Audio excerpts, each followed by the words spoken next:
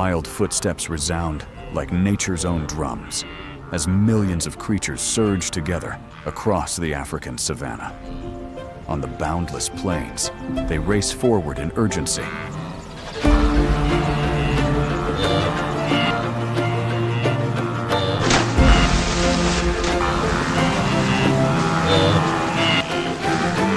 Crossing raging rivers that roar as if to swallow everything whole.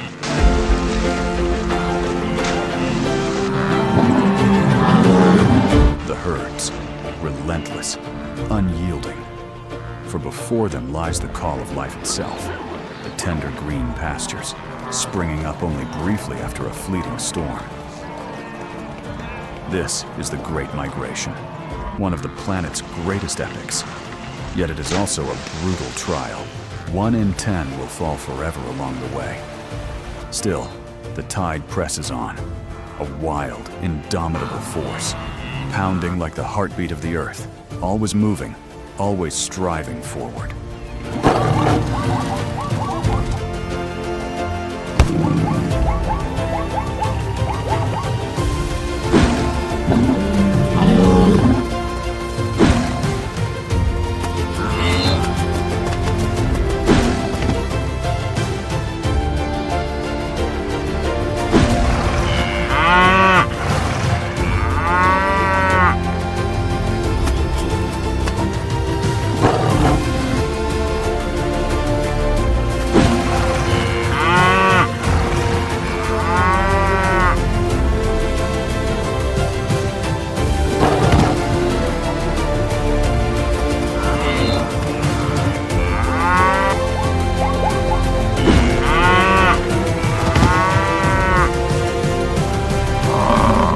Welcome to the wild savanna, where migration becomes a symphony of survival, of courage, and of life's eternal endurance in the face of majestic nature.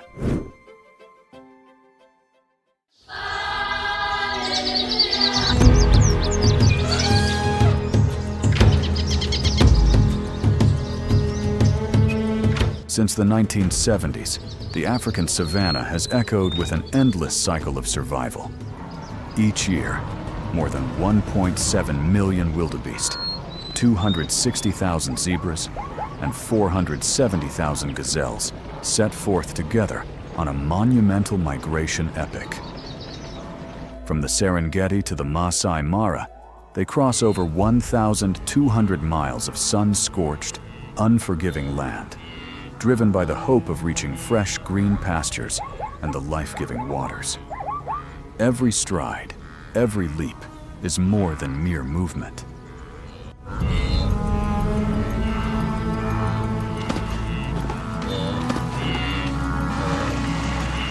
It is a race for life itself, where fragile existence is constantly tested by the looming presence of death.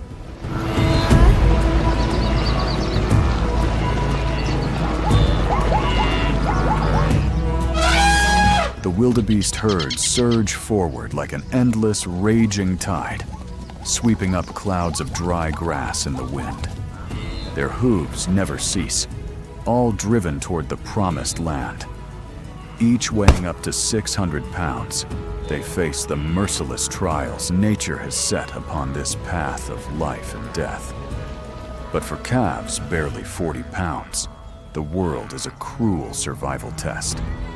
Predators lurk in the shadows, waiting for the slightest mistake.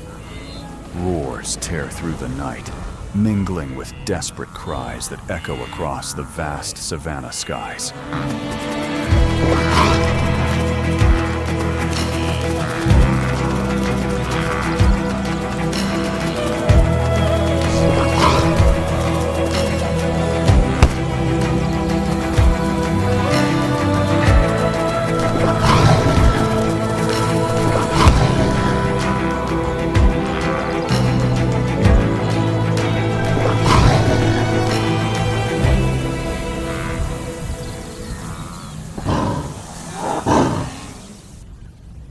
And yet, the greatest trial still lies ahead.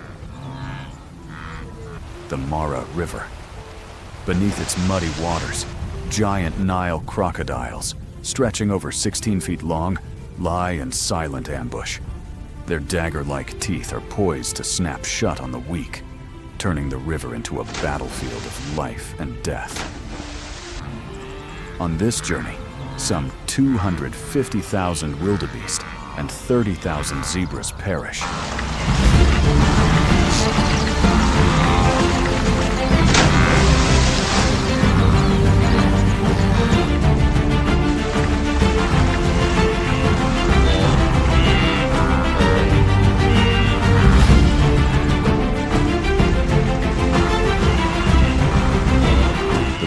Thirst of the dry season, hunger as pastures wither, and sheer exhaustion bring many down, while cold-blooded predators never miss their chance to strike the vulnerable.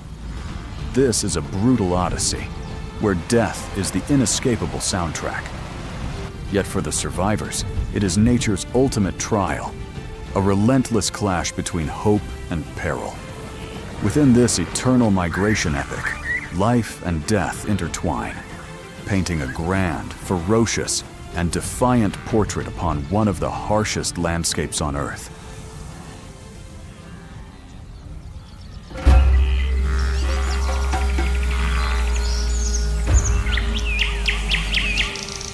The Serengeti,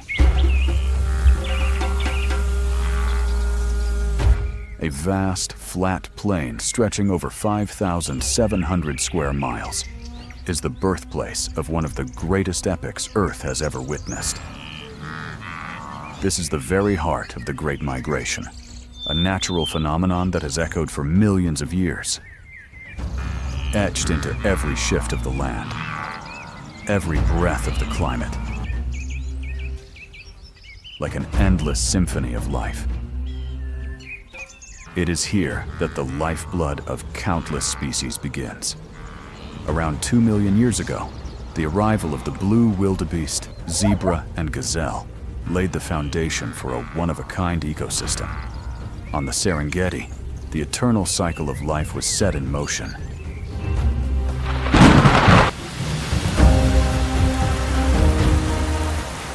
When the rains return, green shoots burst from the soil, summoning the great herds to march.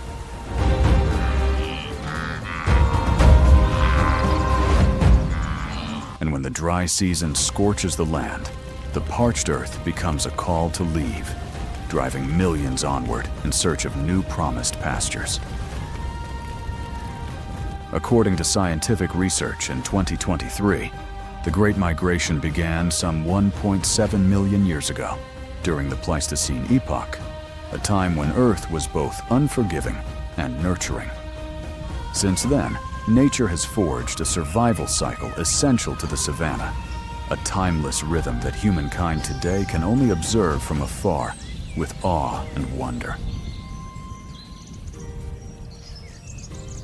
Since the 1970s, relentless conservation efforts have gradually brought stability back to the herds.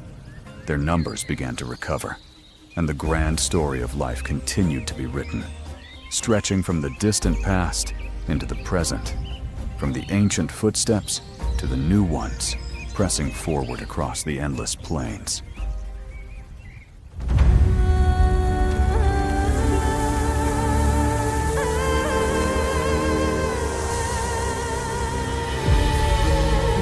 When the rainy season fades, the green mantle of the grasslands withers away. The searing sun scorches the ground. The blades of grass shrivel, no longer able to sustain an ocean of life.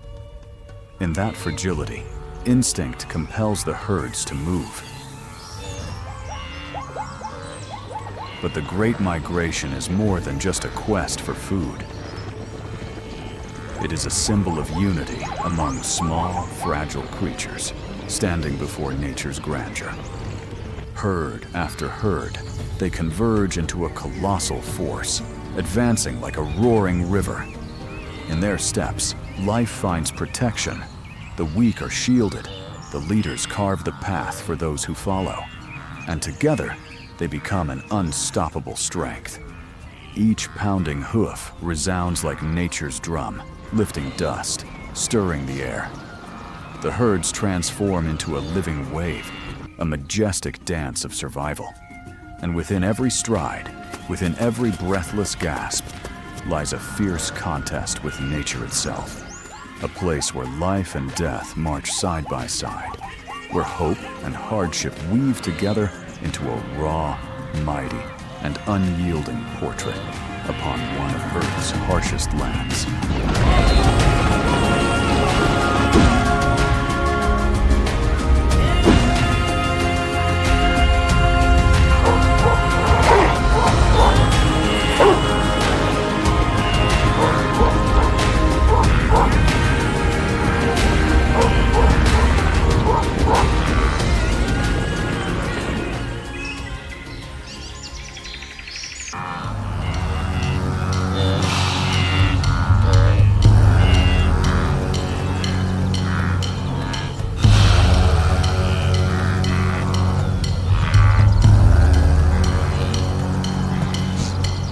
The timing of the Great Migration across the African savanna follows no fixed schedule. It is a journey guided by the sky, the land, and pure instinct. The wildebeest do not count the days. They listen to the call of the wind, the rain, and the tender green shoots rising from the earth. The harsh, unpredictable climate of the African plains becomes the invisible hand that maps an endless route. An unceasing journey where life and hardship merge in nature's relentless dance.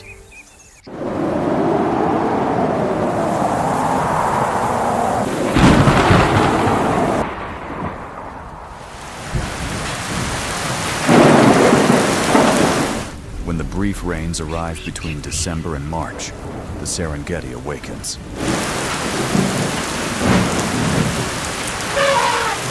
The first drops fall like liquid life, stirring the dry earth and summoning lush pastures bursting with vitality.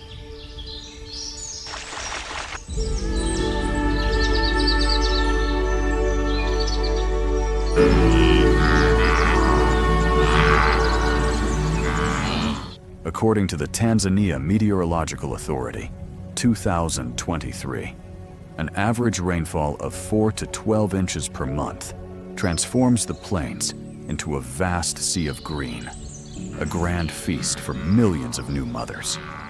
The grasses of the Serengeti not only sustain life, but also form the foundation of a vast ecosystem.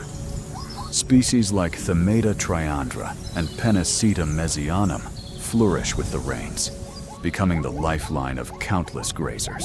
The Tanzania Wildlife Research Institute, 2023, confirms that the mild climate of 20 to 26 degrees Celsius and the lush grasslands create ideal conditions for reproduction, a miraculous cycle where life bursts forth in perfect rhythm with nature. At this time, Ndutu, the southern reaches of the Serengeti, comes alive, draped in an endless green mantle. This is the cradle of life, where hundreds of thousands of blue wildebeest gather.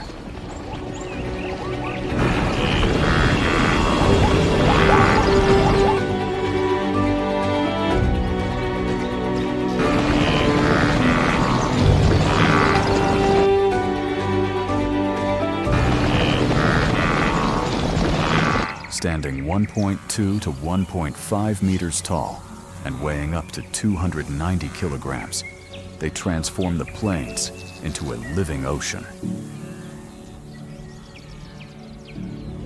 Within weeks, more than 500,000 calves are born. It is both a magnificent and strategic event, predator swamping. With so many newborns at once, predators like lions, hyenas, and cheetahs cannot consume them all, forced to accept the overwhelming tide. Yet here, there is no room for delay. Just minutes after birth, calves weighing around 18 kilograms must stand. Within hours, they must run, an instinctive race for survival against the predator's claws. Nourished by their mother's rich milk, they grow quickly, reaching speeds of 40 to 50 kilometers per hour within weeks, nearly matching adults. The wildebeest, the backbone of the Great Migration, are never free from danger. Lions, hyenas, African wild dogs, and cheetahs stalk their every move.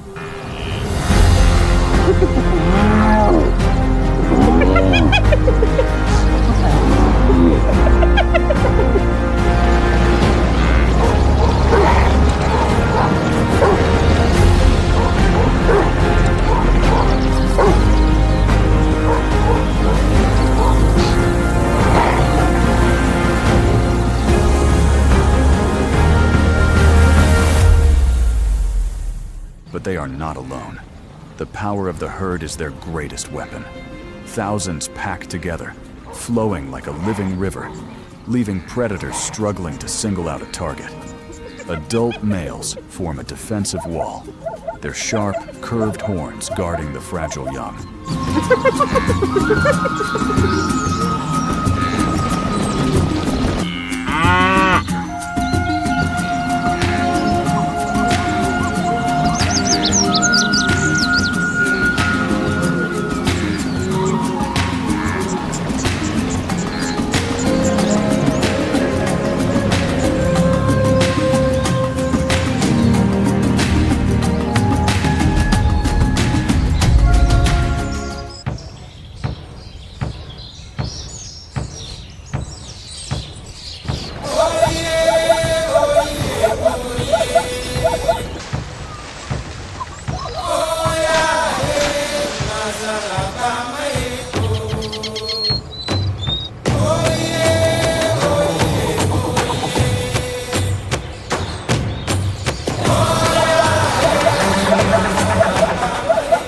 Zebras, too, converge on Ndutu. Although they can breed year-round, the rains give them a powerful advantage. Each adult, standing 1.2 meters tall and weighing 350 to 450 kilograms, moves in large groups, their hoofbeats pounding like an endless drum across the savanna. Masters of adaptation, they graze even on coarse, dry grasses that others leave behind, roaming dozens of kilometers in search of water. After 12 to 13 months of pregnancy, foals weighing about 32 kilograms are born. And within 20 to 30 minutes, they must stand and run with the herd. With powerful kicks and a strong sense of unity, zebras fight back under the leadership of a dominant stallion.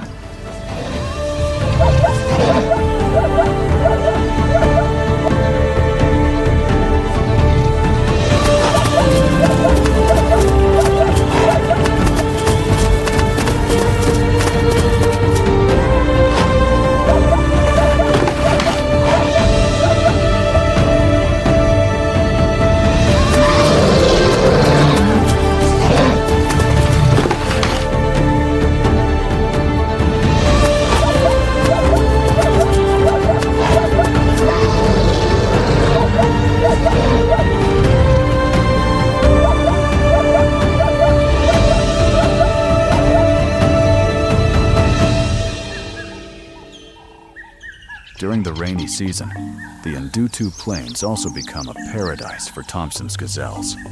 Small, just 60 to 70 centimeters tall, and weighing 20 to 35 kilograms, they possess extraordinary speed. With a short gestation of only 5 to 6 months, fawns weighing just 4 to 5 kilograms rely on camouflage, their pale brown coats blending into the grasses. Each day, the mother nurses her young once before leaving it motionless, hidden in the savanna. As adults, they can sprint up to 80 kilometers per hour, leaping into high starting jumps to warn off predators. In their migration, gazelles often trail behind the larger herds, taking advantage of leftover fresh shoots, minimizing competition and conserving energy. Small but far from weak, they are quick, vibrant notes in the grand symphony of survival, adding agility and brilliance to the magnificent canvas of the Great Migration.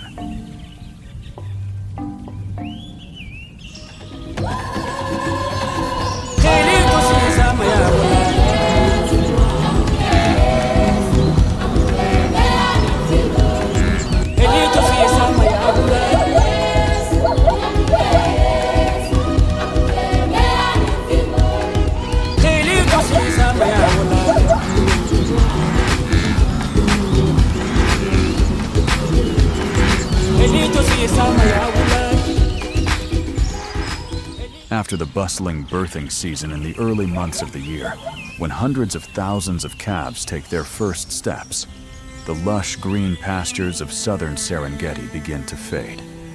By April and May, the rains stop, the sun scorches the earth, and the fresh, tender grass disappears, replaced by a sea of brittle, withered stalks.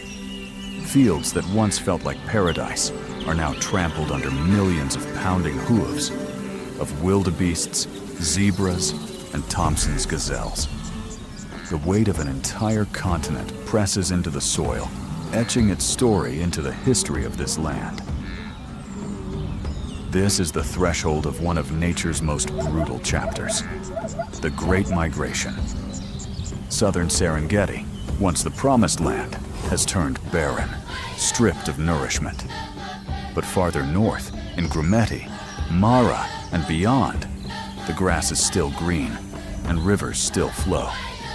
And only that road north holds the promise of survival. The departure of the herds is never set to a calendar. It can begin any time from late April to early June, when the southern plains can no longer sustain their massive numbers. At that moment, an ancient instinct echoes like a command: go north. And so, the Great March begins. More than 1.5 million wildebeests, 300,000 gazelles, and 200,000 zebras move as one. Seen from above, they form endless lines stretching up to 25 miles, like a living river surging across the savannah, carrying the rhythm of life, death, and renewal. Each individual with a single purpose: to survive.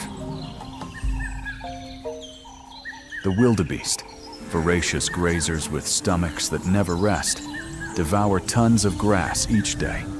They cannot stop.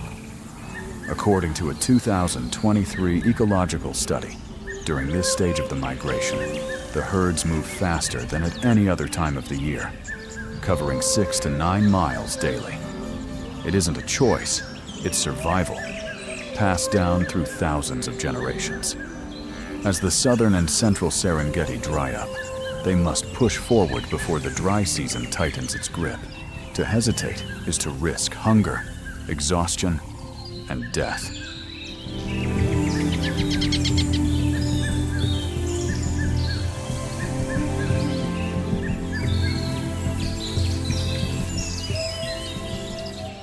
The rains fade, leaving scattered streams and marshes along the western corridor. The herds follow these veins of water, their hooves drumming a relentless beat that shakes the earth. The savannah becomes a racetrack of life and death, where stamina and speed decide fate.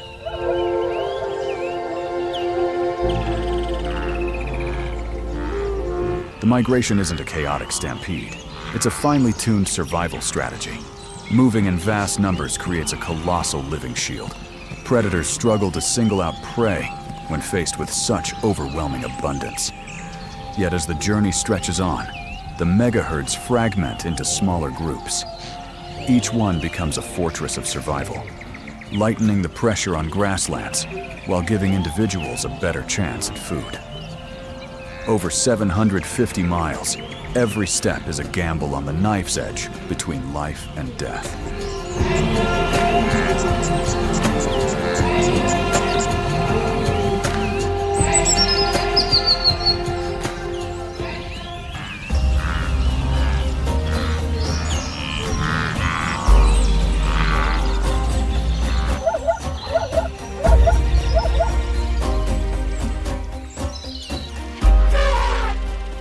As the herds near Documentay, the tension mounts. The Serengeti turns into a battlefield. Lions and cheetahs, the apex assassins of the plains, strike with precision. Lions, masters of organized hunting, wait at choke points where weary animals falter. Lionesses lie hidden in tall grass, behind thickets, or atop uneven mounds, ambushing the moment the herd slows. A sudden leap, a deadly pounce. The outcome is swift.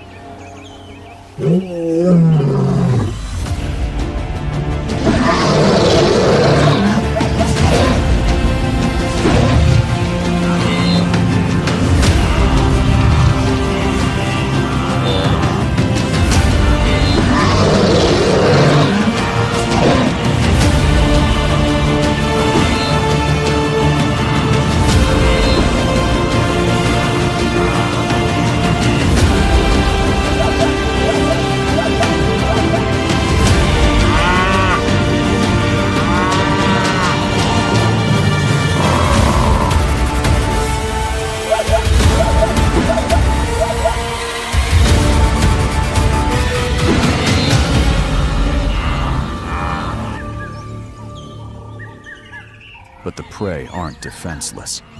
Zebras, with their keen eyesight, often act as sentinels. A 2023 Serengeti Institute study found that zebras can detect lions from nearly 1.5 miles away. When danger looms, they sound piercing alarms, sending shockwaves of panic through the herds. Thousands instantly shift formation, ready to bolt. Speed becomes the ultimate weapon. Zebras and wildebeests can hit 40 to 50 miles per hour, forcing lions to burn every ounce of strength. But lions can't maintain that pace for long. If the prey is fast enough or stubborn enough, they live. Sometimes they even fight back. A 500-pound wildebeest with 30-inch horns can gore a lion. A zebra's hind kick can shatter ribs or crush a predator's skull. Cheetahs, meanwhile, are nightmares for the smaller Thompson's gazelles.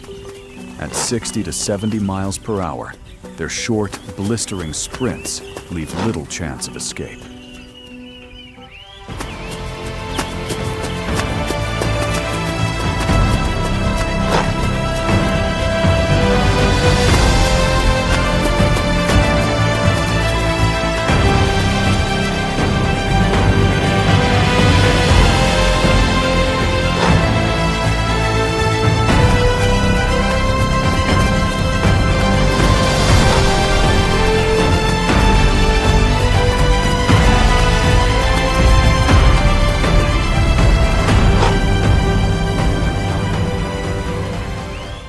But gazelles are clever. They dart in zigzags, swerving unpredictably to throw off their pursuers. If they can hold out for just 20 or 30 seconds, the cheetah tires and gives up the chase. By May and June, the herds face one of their deadliest obstacles, the Grumeti River. It may not be as wide as the Mara, but it is no less lethal. On the far side lies green pasture and life, but in the murky depths lurks death, the Nile crocodile. Giants up to 20 feet long, with bone-crushing bites exceeding 3,700 psi, lie in wait. A single snap can drag down a full-grown zebra without a trace.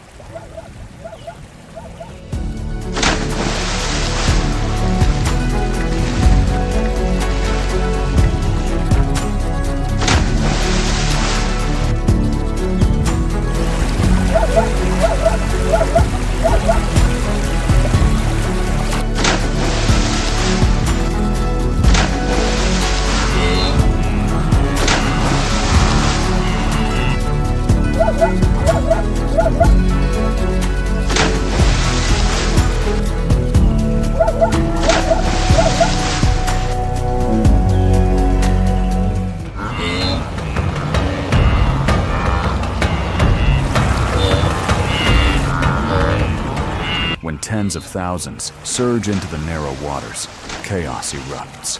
White foam explodes. Terrified cries echo, and the river becomes a frenzy of panic. Some stumble and drown.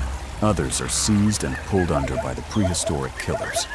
Yet those who make it across earn their reward, the promise of grass, water, and survival. Scattered across the western corridor and the Koga-Tenda region, the air grows heavy with an unseen tension. The migration is no longer a solid wall of millions, but scattered into smaller, looser groups. And in that fragmentation, predators find their chance. The lions, the crownless kings of the savannah, wait for this moment. They exploit the fatigue and chaos of the mating season, when dominant males are drained from constantly defending their territories and mates. In these moments, power becomes a burden, and the very leaders of the pride turn into vulnerable targets for sudden ambush.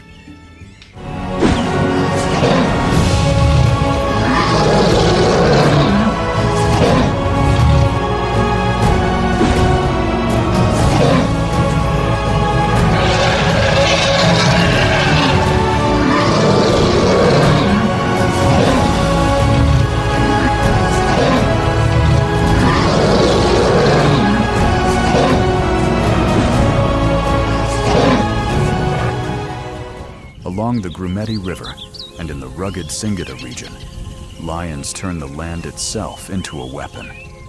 Dense thickets, broken riverbanks, and sparse riverine woodland become natural fortresses.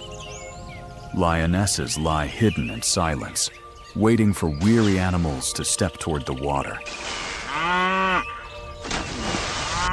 Then, in an instant,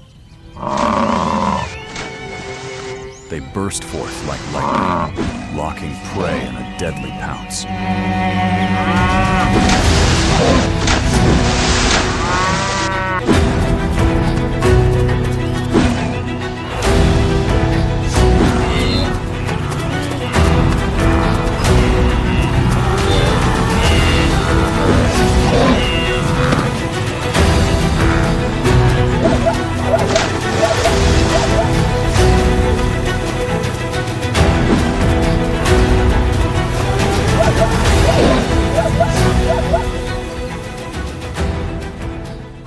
But lions aren't the only threat.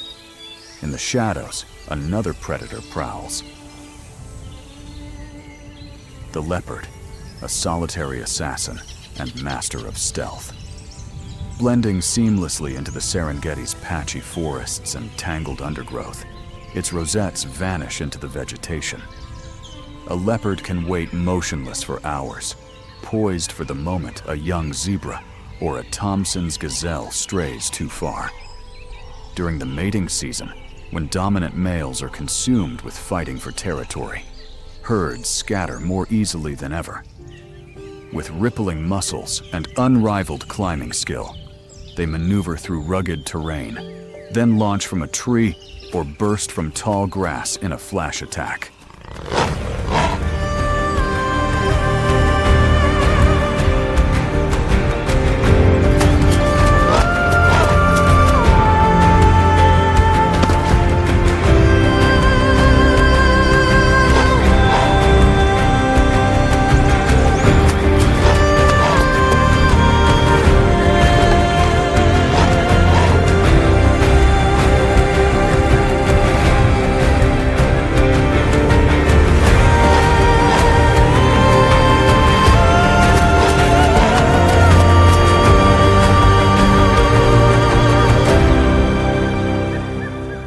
It's all over in seconds, before the herd even realizes what happened. Data from 2024 shows leopards succeed in 50 to 60% of these surprise strikes, a chilling reminder of their deadly efficiency. And then, carried on the wind, comes the eerie laughter of hyenas. If lions are organized warriors and leopards are solitary killers, hyenas are opportunistic marauders with terrifying pack strategy. Their clans are highly structured, each member with a role to play. When the herds splinter, the young, weak, and isolated become easy targets. Hyenas aren't just hunters, they're expert thieves. They trail lions and leopards, waiting until the kill is made but not yet eaten, then swarm in to overwhelm and steal the prize. Unlike big cats, who rely on swift precision, hyenas wage wars of attrition, circling, chasing, and wearing prey down until it collapses in exhaustion.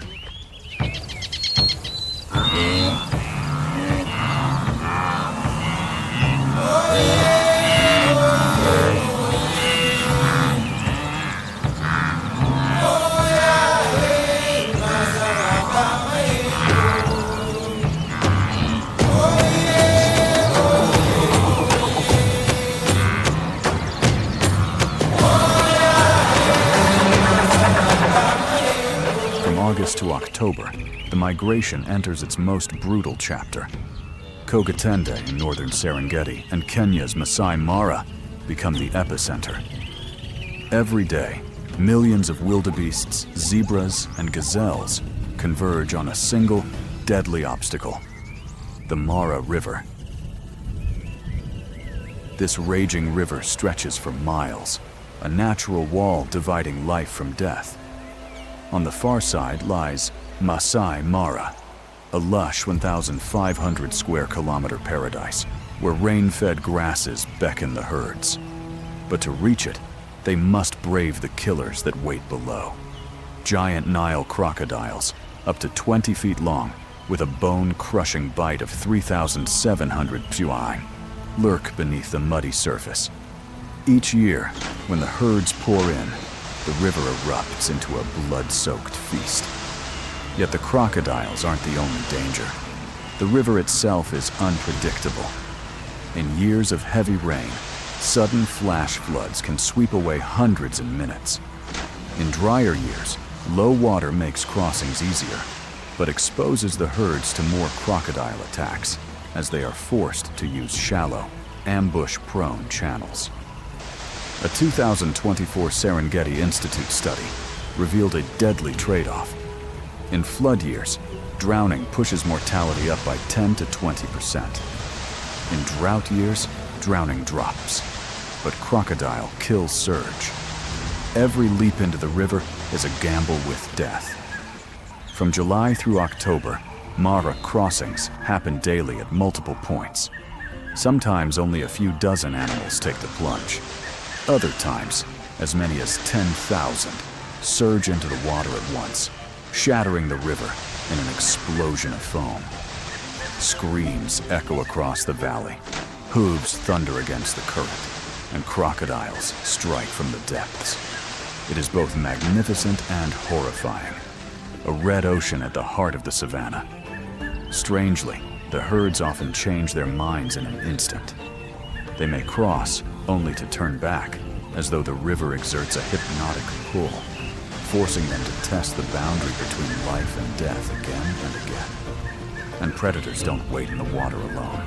On the banks, lions and hyenas lie in ambush, ready to snatch the stragglers, the exhausted, the unlucky. The crossing is more than a physical test. It is total war, where every animal must stake its life just to move forward.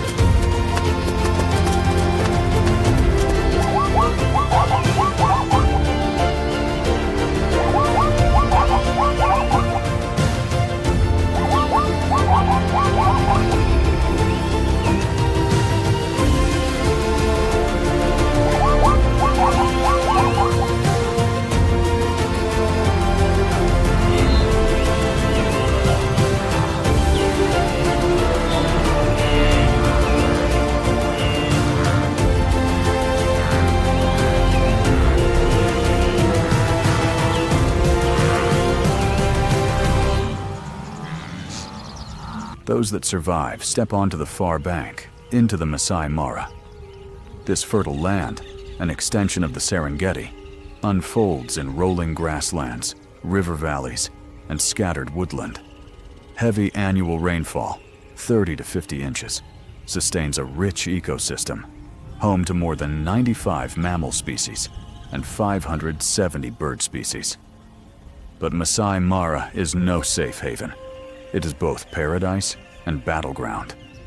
The abundance of prey fuels a thriving predator population. The legendary Big Five, lion, leopard, elephant, buffalo, and rhinoceros, all roam here. And at the top of it all, the lions. In prides like the famed Marsh Pride, they dominate the land, exploiting the herd's arrival to feast. Small prey may fall to a single lioness, but larger quarry, buffalo, or even young elephants, demand a coordinated strike by the whole pride. Masai Mara thus becomes a stage for some of the most spectacular hunts on Earth, where entire prides hurl themselves at prey weighing tons, while thousands of wildebeests and zebras continue their endless march, knowing that tomorrow will bring another battle. As dusk settles over the grasslands, the Masai Mara sheds its skin. Honey gold fades to a deep indigo sea. This is when the lions take the throne. Their eyes, cold twin stars, slice through the dark. Hunting success soars when night becomes an ally. After days on the move, wildebeests and zebras are spent. One wrong turn, one ragged breath, and the herd's formation breaks. Lions aren't just hunters. They're the guardians of ecological order. When lion numbers rise, pressure on grazers rises with them. The grasslands aren't shaved to the root.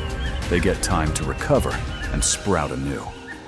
Paradoxically, a lion's fangs act like a comb that keeps the entire ecosystem smooth. A healthy mara depends on that balance. Plenty of prey, but never beyond what the plains can heal. At the woodland edge and along the riverbanks, leopards glide like ghosts, masters of absence. The less seen, the more they win. They live alone, quietly measuring distance, wind, and a prey's breathing. The mara's varied vegetation grants them 1,000 curtains, tall grass, thorny acacias, and brooding rock outcrops. A leopard's menu is a nimble symphony, rabbits and birds to impala and gazelles. They creep, then burst, finishing in a single beat. Night hunts ease daytime pressure on prey and, indirectly, help pace the grass's recovery. With a success rate around 38%, leopards rank among the savanna's most efficient killers. Not as loud as lions, not as dazzling as cheetahs, but tireless, precise, never wasting a move. African savanna elephants are the bold ink strokes across the mara's page. Adult bulls stand 10 to 13 feet at the shoulder and weigh up to about 13,000 pounds. Females are lighter, but both carry memories as deep as a flood-swollen river. Ancestral trails, secret waterholes, grasslands reborn, passed down like living maps. Elephants are the architects of the savanna. They topple shrubs, opening skylights that let new grass surge. They dig for water in drought, leaving little wells for countless creatures to drink. They consume roughly 300 pounds of vegetation a day. Large, yes, but in return they rezone the habitat. Space for impalas, gazelles, and hares, corridors for small herds, and clear lanes for predator chases. Stand in the wind-swept Mara night, and you might feel the sky settle onto an elephant's broad back. Nature writing its stories in slow, steady steps. Buffalo are a manifesto by contrast. Curved horns, a helmet-thick boss, a moving fortress. Bulls weigh 1,000 to 2,000 pounds, stand 4 to 5 feet at the shoulder, and wear a steel-cold herd spirit across their brows. They travel in blocks of up to 500, a foe even lions must weigh carefully. In danger, the herd counterattacks, turning, opening a path, shielding calves. Field studies suggest lion success against large buffalo herds is only about 10 to 15%. Not because lions are weaker, but because buffalo solidarity turns individuals into lynx and the herd into a hammer. Within the Big Five, rhinos are the somber chapter that must be retold. In the Mara, black rhinos, smaller, wary, sometimes volatile, and white rhinos, larger, more common farther south.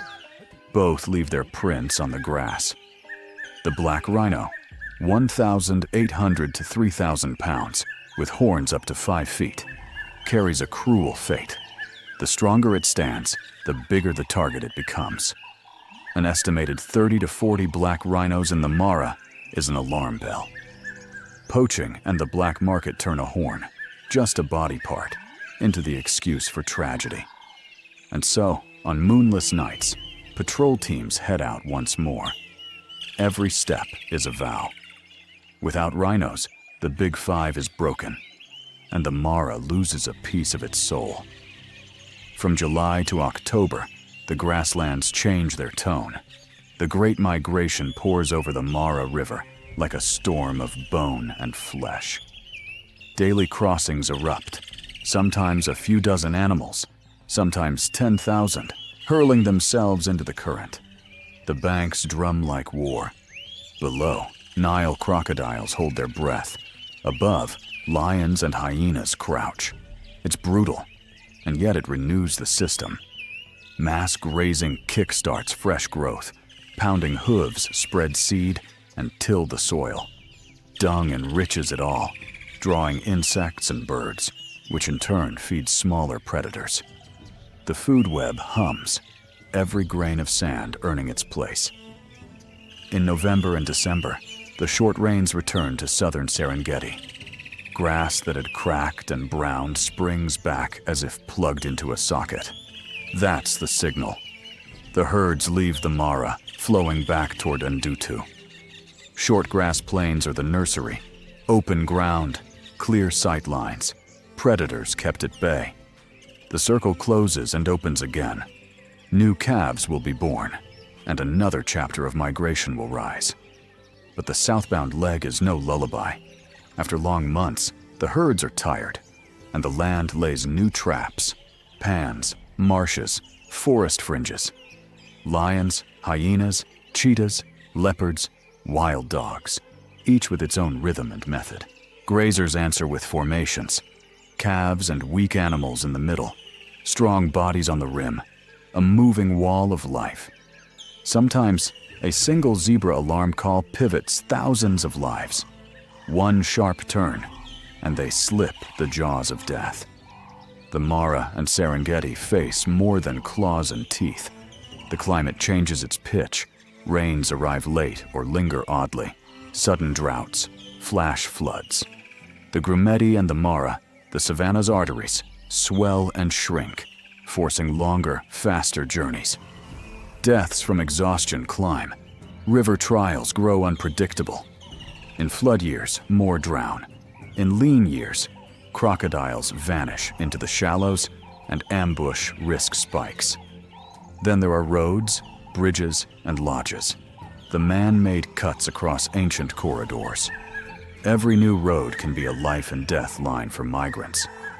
Overcrowded safari convoys press and hem in crossing points, panicking herds into chaotic reroutes. The wounds aren't only in the numbers. They show up in behavior, more hesitation, faster fragmentation, and prey weakened by the very disorder predators exploit. Even so, the savanna is not a story of despair. The Western Corridor, buffer zones, habitat restoration projects, water management plans, vehicle limits, and responsible ecotourism. Piece by piece, a new shield is forming. Local community leadership, initiatives like UNTRI and AWF's environmental education programs are needles stitching the tear. To keep the migration's epic alive, we need more than laws and patrols.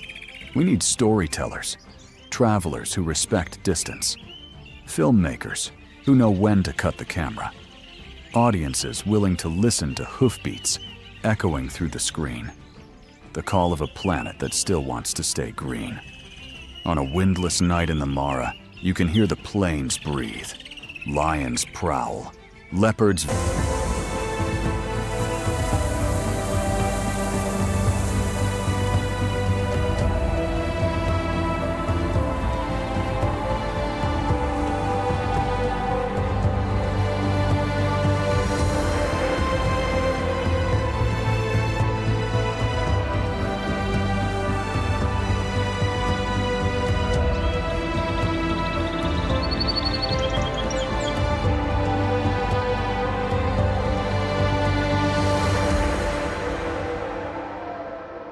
Winter in Yellowstone is more than just a season. It is nature's ultimate trial, a frigid night that feels endless.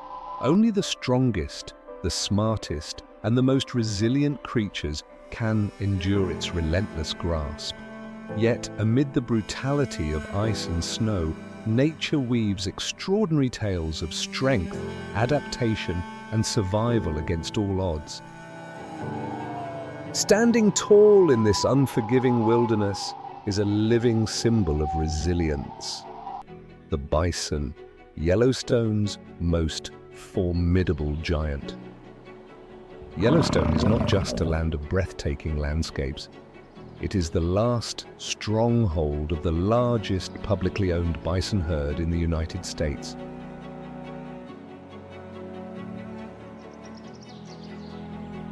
Once, these majestic beasts roamed the vast plains in numbers ranging from 30 to 60 million, dominating the heart of the continent. But history and human intervention drove them to the edge of extinction. By 1902, only 23 bison remained. Yet through extraordinary conservation efforts, their population made a remarkable recovery, reaching between 4,500 and 5,500 by 2023.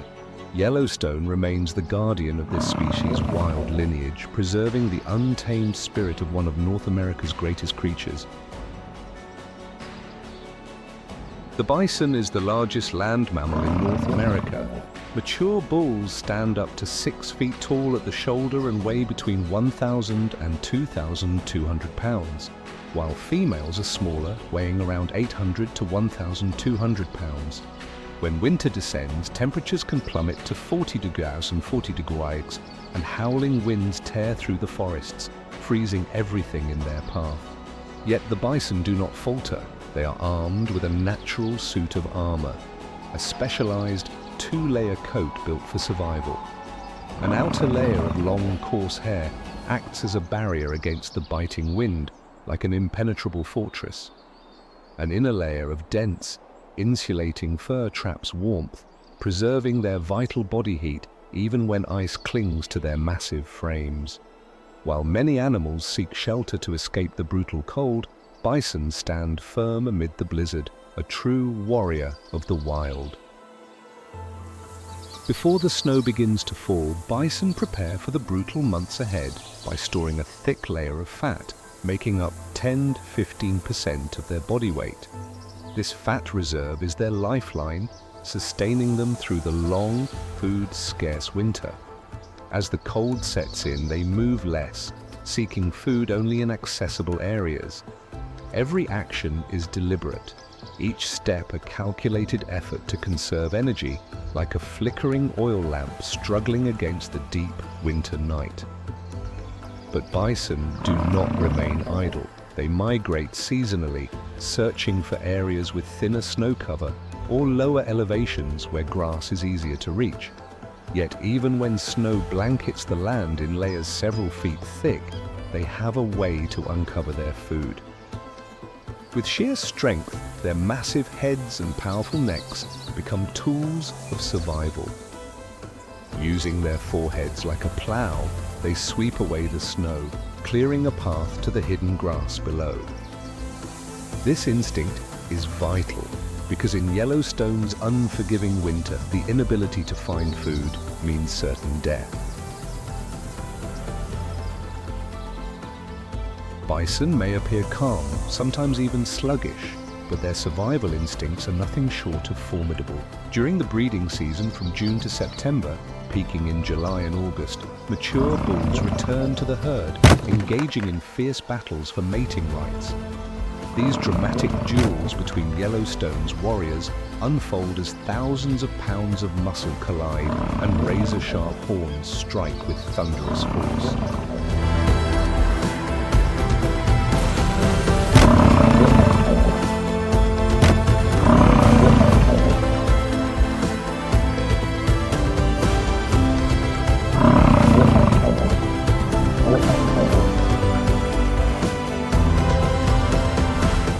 The greatest challenge isn't their own kind, it's the predators.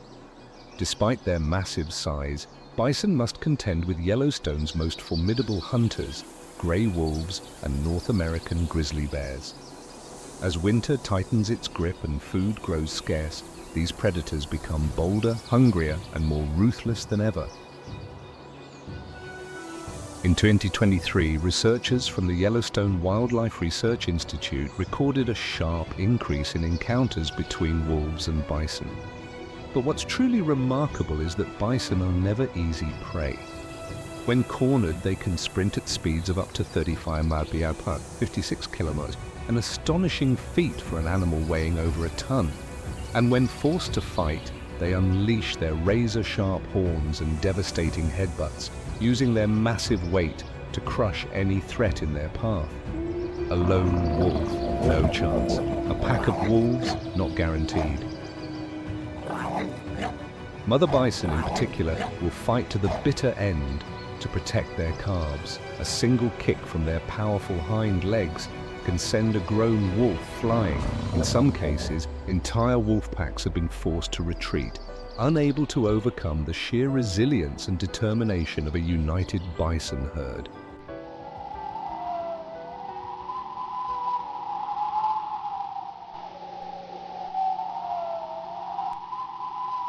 In the legends of the wild, Yellowstone is more than just a national park. It is a grand stage where legendary predators emerge from the shadows of history to continue their epic tale of survival. Among the icons of this land, the North American grey wolf, Canis lupus, strides forward like a fearless warrior, upholding the delicate balance of the ecosystem through centuries of change.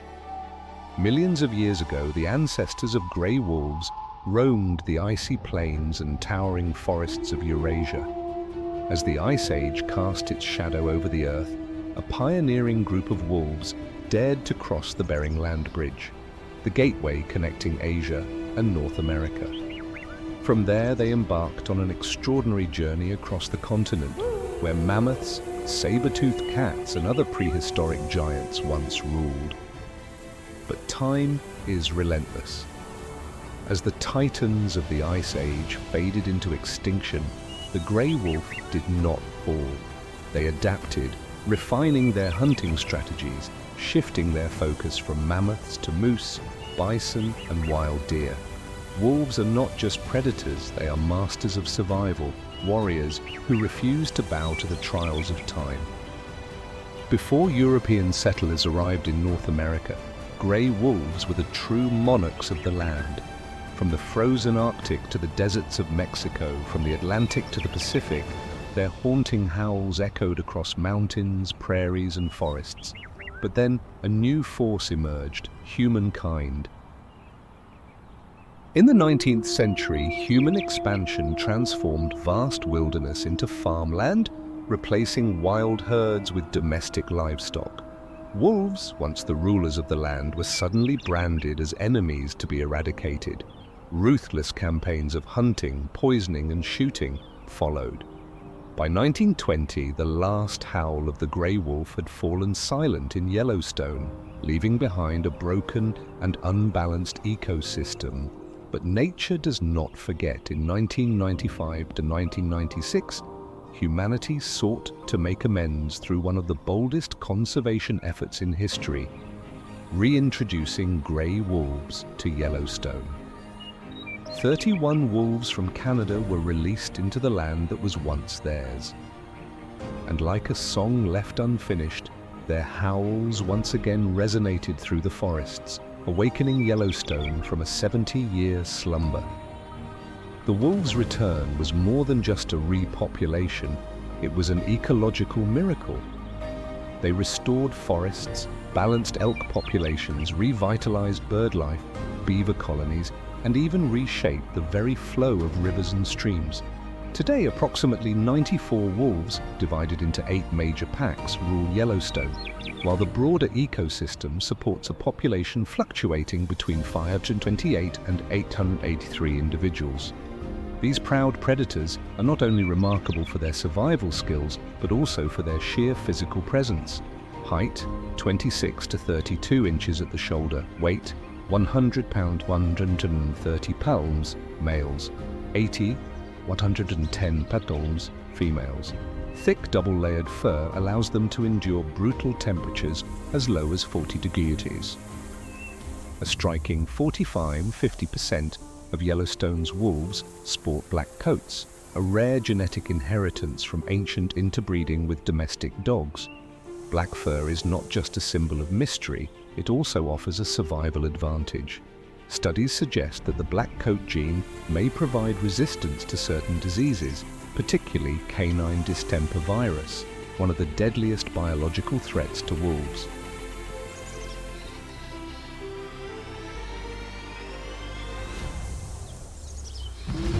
do not live alone. They are disciplined warriors bound by the structure of the pack. Each pack consists of 4 to 15 members, led by an alpha pair, the undisputed king and queen. Packs do not just hunt together, they fiercely defend their vast territories, ranging from 50 to 1,000 square miles. The size of their domain depends on food availability and competition. When prey is abundant, packs claim smaller, well-guarded territories.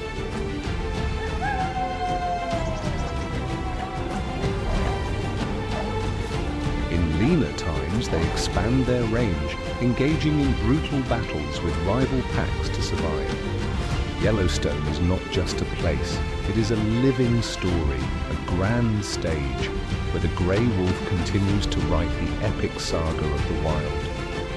From the icy tundras of the past to battles against humanity and their miraculous resurgence, these wolves have proven that they are more than just predators.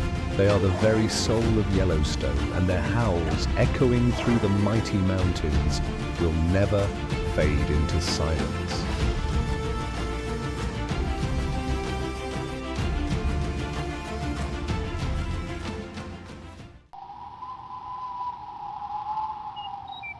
In the frozen kingdom of Yellowstone, where nature tests every creature with its unforgiving wrath, one giant stands tall, a fearless warrior of the wild, the moose. Amid the snow-covered forests, its deep, resonant grunts echo like a proclamation of strength and pride. Scientifically known as Altis altis, the moose is not only the tallest and largest member of the deer family, but also one of the greatest surviving relics of the Ice Age. A living testament to endurance, it plays a silent yet vital role in maintaining the delicate balance of Yellowstone's ecosystem. Its sheer size alone makes the moose a towering monument of nature. Height, 6 to 7 feet at the shoulder. Weight, 900 to 1,600 pounds, males, 800, 1,300 pounds, females. But what truly elevates the moose to legendary status is its colossal antlers, a crown of dominance stretching up to 6 feet across, a symbol of unparalleled power. When the mating season arrives, the forests become a natural battlefield, where the thunderous clash of antlers rings out like war drums announcing battle. Winter in Yellowstone spares no one, as piercing winds howl through the valleys and the land is entombed in ice. The moose endures, standing firm against nature's cruelty with its thick, armor-like coat. Outer layer, coarse, dense fur acting as a shield against the cutting wind. Inner layer, soft, insulating wool that traps body heat, keeping it warm even at 40 degrees. But even with this natural protection, winter remains a battle for survival. When snowfall blankets the land in an endless sea of white, food becomes a buried treasure, hidden beneath layers of ice. Moose are forced to migrate for hundreds of miles, seeking areas with thinner snow where life still clings on. Not all will survive the journey.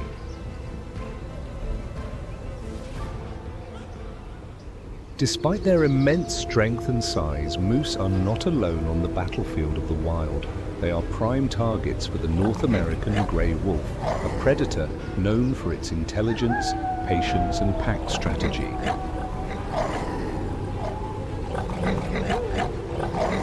A full-grown moose, armed with antlers like mythic blades and legs as sturdy as steel columns, can crush a wolf with a single devastating kick. But wolves do not hunt alone. They work as a team, stalking, exhausting, and waiting for the perfect moment to strike. The young, the weak, and those weary from the harsh winter become their primary targets. The chase between a wolf pack and a moose is a deadly ballet of nature. The pursuit stretches for miles, from the frozen plains to the dense forests. When cornered, a moose will turn and fight, each antler thrust a lethal weapon, each thunderous kick a force to be reckoned with. But if the wolves are too many, the tide of battle shifts.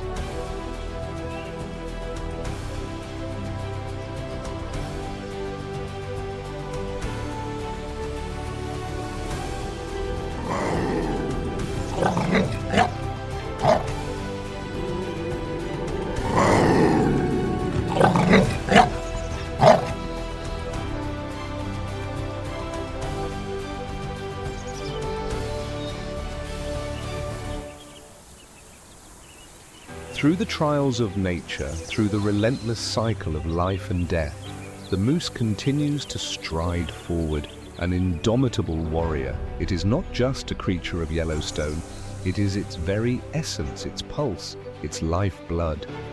With every step imprinted on the frozen earth, with every deep, guttural call reverberating through the ancient forest, the moose writes another chapter in its story, a wild epic where life is more than survival.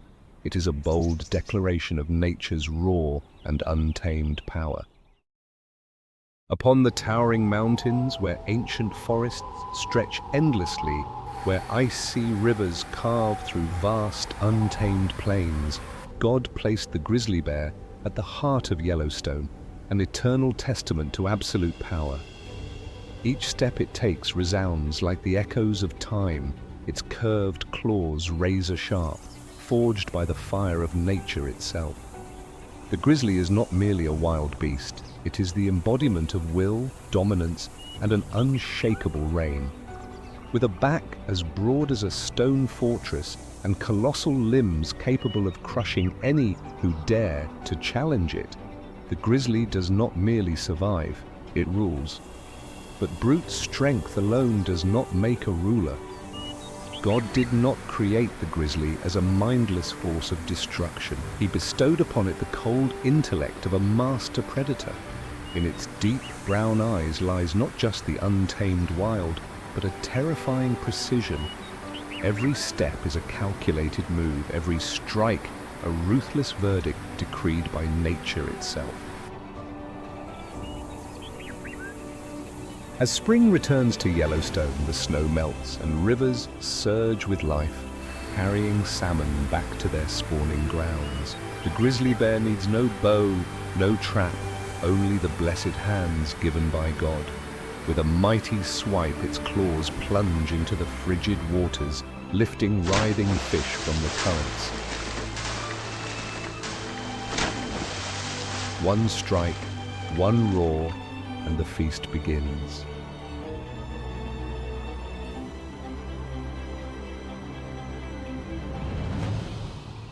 When summer arrives, the meadows flourish, and moose and deer graze in peace.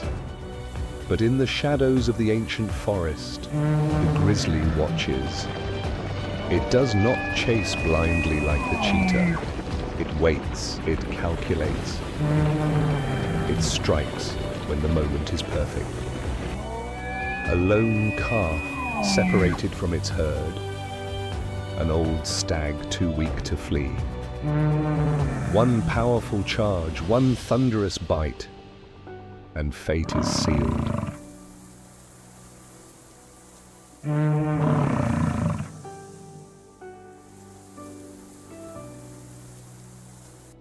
But God did not create the grizzly merely to hunt. He made it a conqueror. When the grey wolves, the most strategic predators of the wild, bring down their prey after a long and calculated hunt, they believe they have earned their reward. But the darkness in the forest stirs. A colossal figure emerges under the fading sunlight. The grizzly does not need to ambush. It does not need to hide. It only needs to step forward. A single earth-shattering roar cleaves through the air. The piercing eyes of the wolves flicker with hesitation. Faced with a living tempest of raw power, they must make a choice. Stand their ground and risk everything, or surrender to a force even nature itself respects. At times, the wolves gather, circling the grizzly, their teeth bared, growls echoing through the dim forest. But the giant stands unshaken, a monument carved by the hands of the Creator himself. With a single swipe of its massive paw, a wolf can be sent flying, bones shattering, life extinguished in an instant. And so 3 out of 10 times the wolves abandon their kill, because in the law of the wild, the strongest always reigns. But God did not grant the grizzly bear its strength merely for destruction. It was given to protect and sustain balance. When the grizzly digs for roots and tubers in the fall, the The remnants of its meals enrich the forest floor, nourishing the land. As it roams along rivers, its thick fur carries seeds from place to place, sowing life with every step. And when winter blankets Yellowstone in an endless sea of white, the grizzly retreats into the depths of its den, surrendering to a silent slumber. No hunting, no conflict, no struggle, only sleep like a god watching over the world, allowing nature to move as it was destined to by the hands of the Creator. Not the fastest, not the strongest, but the most majestic. No weapons, no allies, only itself. A living wonder placed upon Yellowstone by the divine.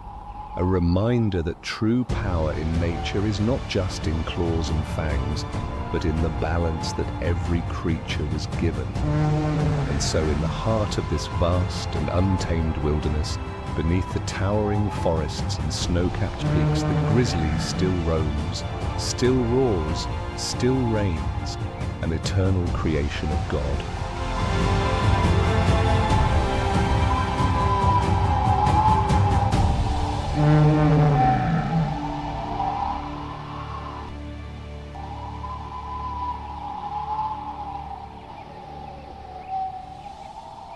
Above the wild skies of Yellowstone, where snow-capped peaks stretch toward the heavens, where shimmering rivers carve their way through endless green forests, God placed the bald eagle, a living embodiment of power, freedom, and absolute majesty. With colossal wings spread like sails catching the winds of the divine, with piercing eyes that see through the water's surface from miles away, and with talons as sharp as the blades of fate, the bald eagle is more than a bird. It is pure sovereignty, an immortal symbol of the North American sky.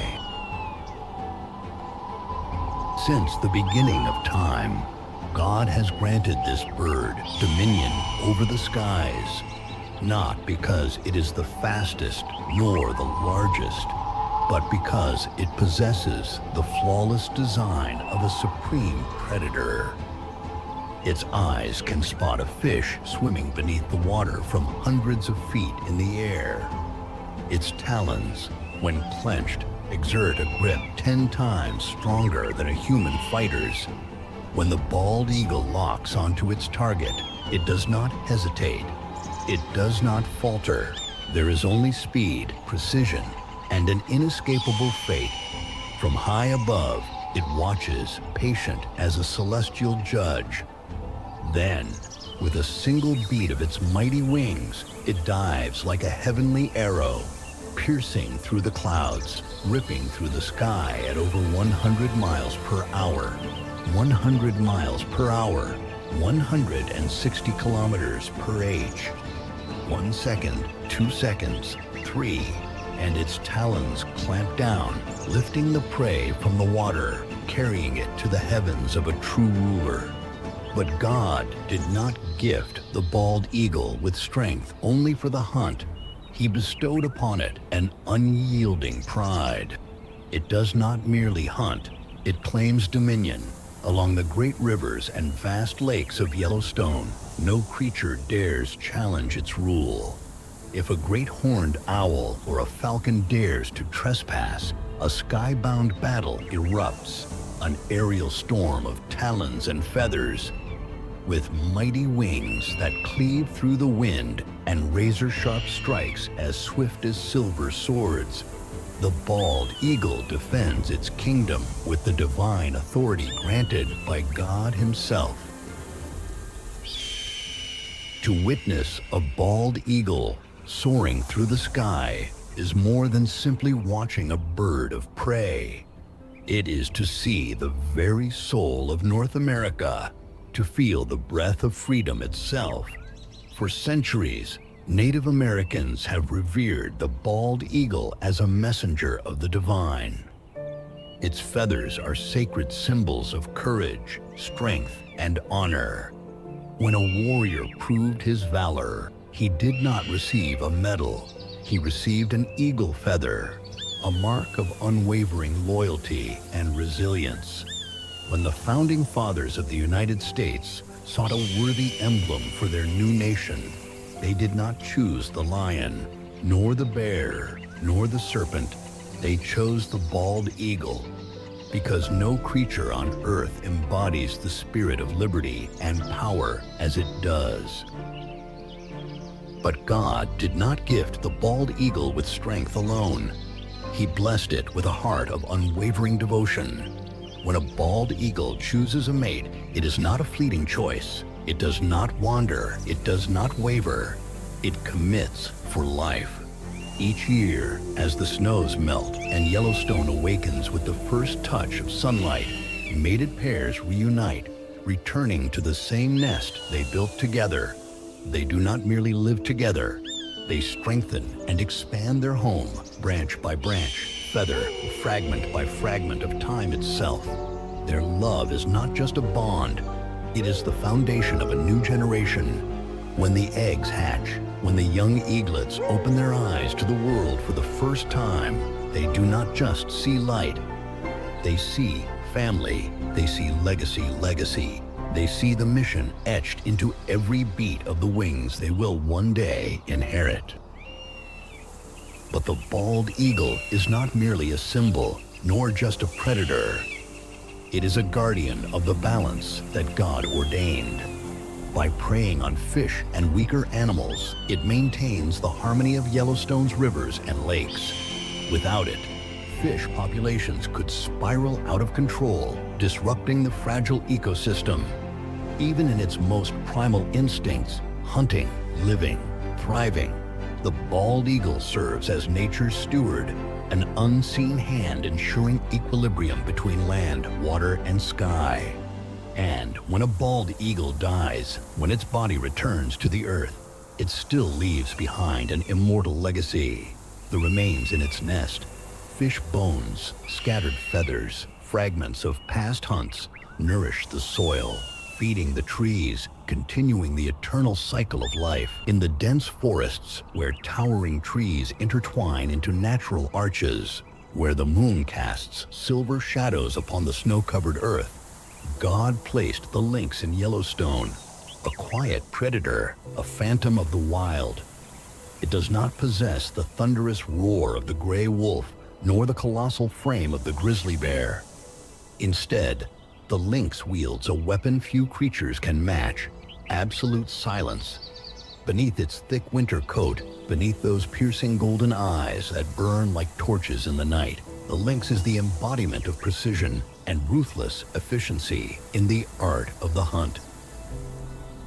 God did not create the lynx to rival the speed of the cheetah, nor did he grant it the raw power of the grizzly. Instead, he gifted it something else: the patience of a hunter in the shadows, the silence of the midnight wind, the precision of a blade that ends all struggles. No haste, no display of power. The lynx waits. Its tufted ears twitch at the faintest whisper of the wind, every strand of fur sensing the world around it. A snowshoe hare strays too far into the tall grass. One heartbeat, one perfect leap, a motion as fluid as a sword slicing through the air. Razor-sharp claws pierce flesh, pinning the prey to the cold earth. No frantic chase, no blood-curdling roar, only silence. And the circle of life turns once more. God did not place the lynx in Yellowstone merely as a hunter. He wove it into the land's delicate balance. When the hare population surges, when voles and ground squirrels multiply unchecked, the lynx emerges like nature's unseen hand, restoring equilibrium before the landscape is stripped bare. With its quiet presence, the lynx protects the meadows, ensuring vegetation is not overgrazed, preserving food sources for other creatures in the web of life. It is neither a conqueror nor a destroyer that God entrusted to Yellowstone, a shadow warrior that God entrusted to Yellowstone, ensuring that its rhythms remain unbroken. As spring arrives, Yellowstone awakens with the songs of birds, the sight of bison calves galloping across the plains, and bear cubs witnessing sunlight for the first time.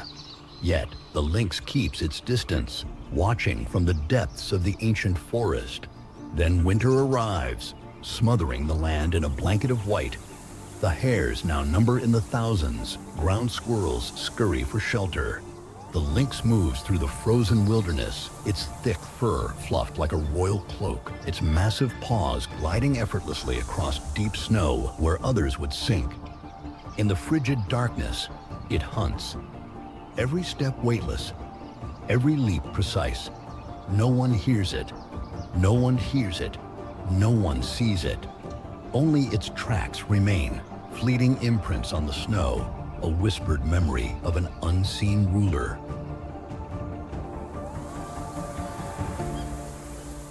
And so, through the long centuries of Yellowstone, the lynx endures, silent, unseen, yet ever faithful to its purpose. Not for glory, not for power, but for the eternal balance of creation. God did not place the lynx in this world to be praised, but to become a part of nature's great symphony. Not the strongest, not the fastest, but the perfect phantom, a hunter, even nature itself. It was rich and expressive, blending seamlessly with the calls of the birds, as if they were the very voice of the forest itself. The Waorani believe the Amazon is not just a dwelling, but a great mother, nurturing and sheltering them for centuries. When a Waorani passes on, their soul does not disappear. It becomes part of the forest, turning into streams, trees, or the song of a bird at dawn. The Waorani are not just a part of the Amazon, they are the heartbeat of the forest, the guardians of the ancient secrets God wove into every inch of its soil, every drop of its water, and every rhythm of its life.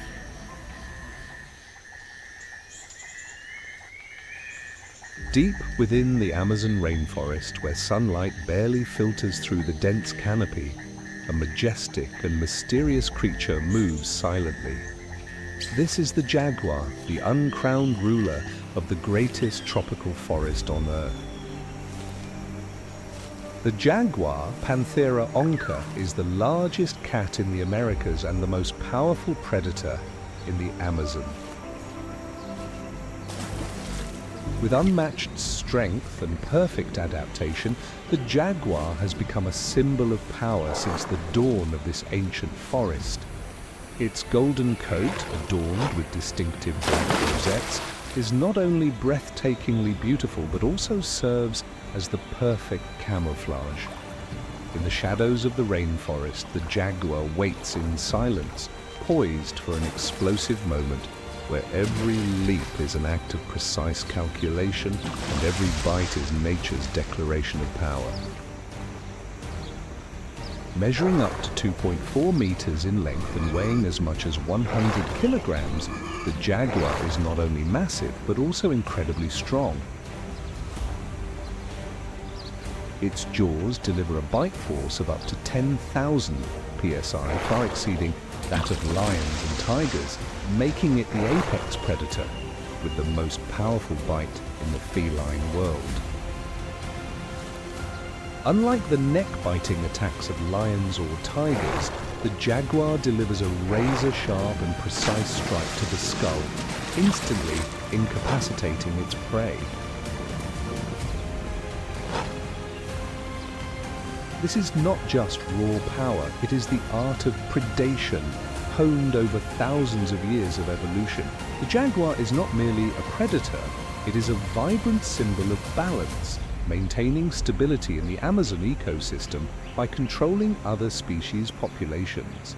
In its silent majesty, the jaguar not only reigns over the green expanse but also serves as a quiet guardian of nature. Imagine this forest without the jaguar. Their absence would not only mark the loss of a species but also the disappearance of a vital piece in the magnificent puzzle that is the Amazon.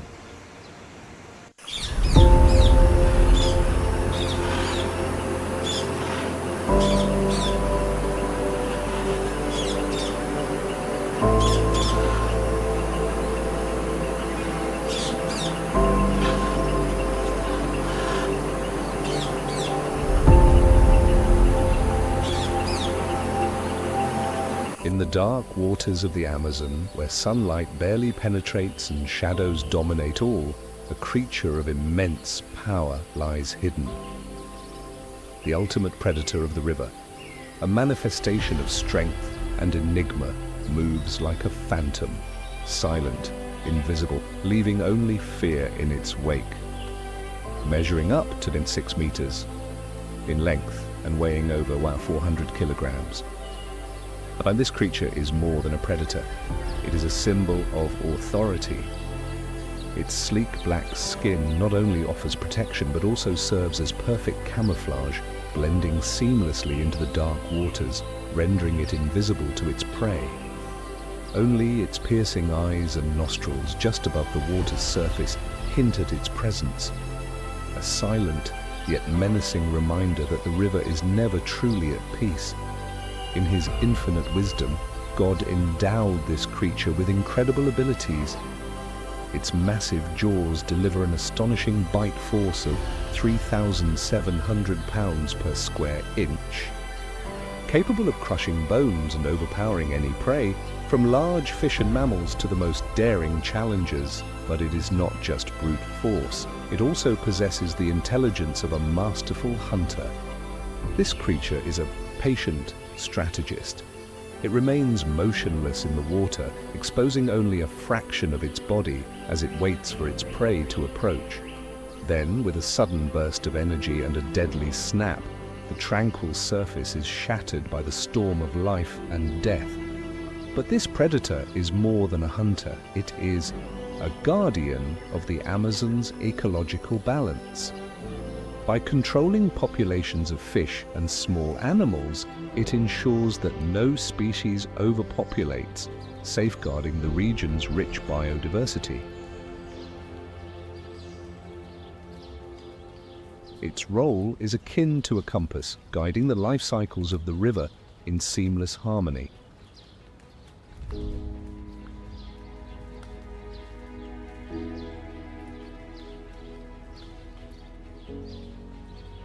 This creature does not merely exist, it thrives as a symbol of resilience and power.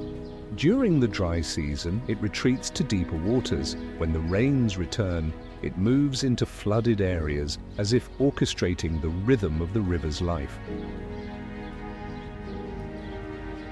In the legends of the Amazon's indigenous people, this creature is not merely an animal, it eats tea, a messenger of the river.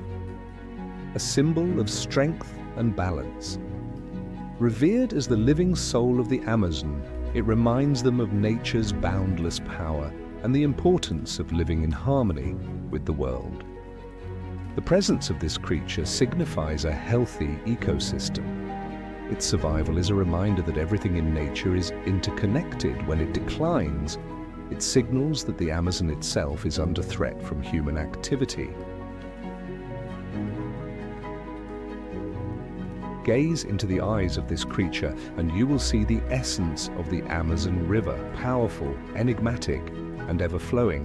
It is not just a predator, it is the guardian of the river, an eternal symbol of the harmony and strength that God has imprinted upon nature.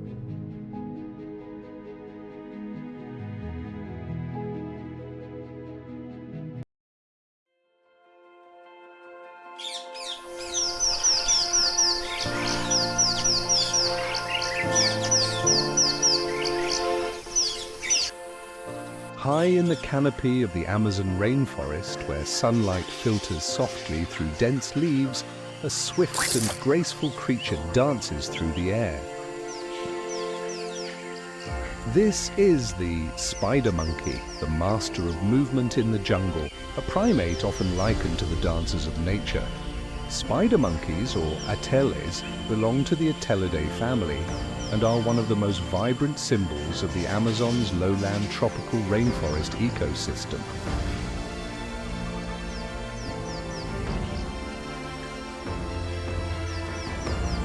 Among them, the black-handed spider monkey, Ateles belzebuth, stands out as a symbol of intelligence and perfect adaptation.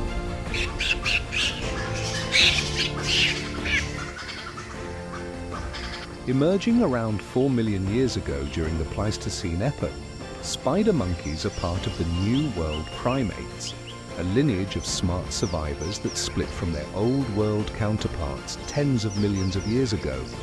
Over millions of years of evolution, they have developed slender yet incredibly agile bodies, with a torso length reaching up to 50 centimeters, and when combined with their powerful tails, a total length exceeding 1 meter.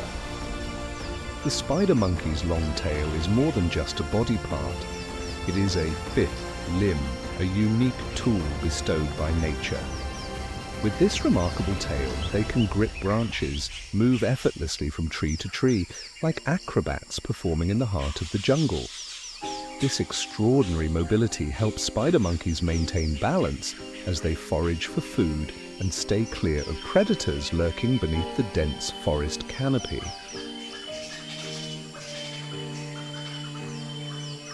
But spider monkeys are remarkable not just for their agility. They possess exceptional intelligence, demonstrated through problem-solving abilities, the use of simple tools and strategic thinking to overcome the challenges of the Amazon. Studies have shown that spider monkeys can remember the location of food in a three-dimensional space and even learn from their peers, a crucial skill for surviving in such a demanding environment. Spider monkeys inhabit the highest layers of the forest, where they not only forage, but also build intricate social relationships. They are never alone, living in large groups of 20 to 30 individuals, sharing food, caring for one another, and alerting each other to potential dangers. When faced with a threat, spider monkeys emit piercing calls that echo through the jungle, a symphony of warnings that helps keep their group safe from predators. Their diet consists primarily of fruits, leaves, and seeds, but their meals serve a greater purpose than mere survival. By consuming and dispersing seeds through their droppings, spider monkeys inadvertently act as gardeners of the rainforest, sustaining and regenerating life within the Amazon ecosystem. Spider monkeys are not just residents of the forest, they are silent guardians, an essential link in the cycle of life within the Amazon. Every leap, every action they take contributes to the perfect balance that God has ordained for this magnificent jungle.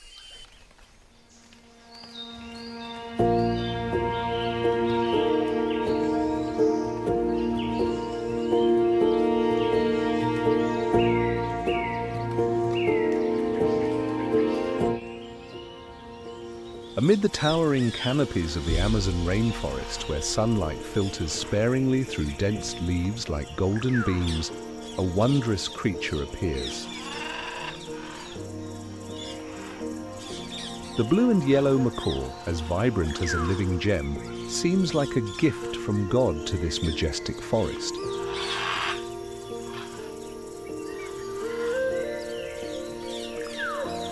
Known scientifically as Ara ararauna, the blue and yellow macaw is more than just a bird. It is a symbol of vibrant life and ceaseless motion. Its dazzling blue feathers on its back and radiant yellow chest and belly, combined with its keen eyes, make it a striking presence in the heart of the Amazon. When its wings, spanning up to 1 meter, spread wide, the sky is painted with nature's most exquisite artistry. But the blue and yellow macaw thrives on more than beauty.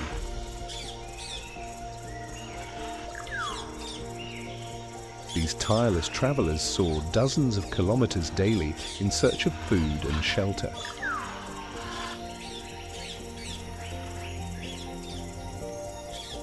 Their strong, sharp beaks are incredible tools, capable of cracking even the hardest nutshells, a feat few animals can match. This ensures their survival even in times of scarcity, showcasing their remarkable resilience. What truly sets the macaw apart, however, is its extraordinary social life. These birds are never solitary. They fly in pairs or live in large flocks, constantly communicating with one another through resounding calls, a harmonious symphony of the jungle. Macaw pairs often bond for life, exemplifying a love and loyalty that is both simple and profound, a lesson from nature to humankind.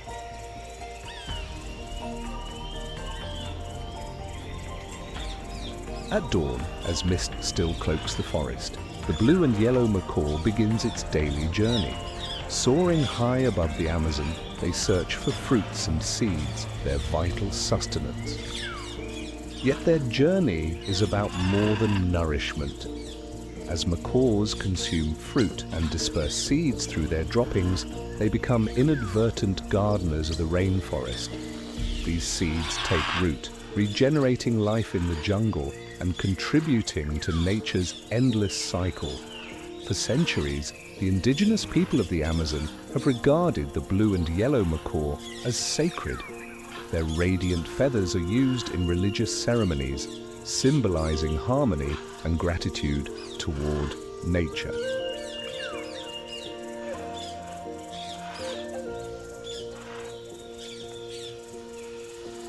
The macaw's resonant calls are more than mere communication. They echo like prayers to God, celebrating the wonder of the forest. The blue and yellow macaw lives primarily in the upper canopy of the rainforest, where sunlight kisses every leaf, nurturing a sanctuary for thousands of bird and animal species. This layer, rising 20 to 40 meters above the ground, is a world of its own. A verdant paradise where magnificent creatures like the macaw compose an unending symphony of life.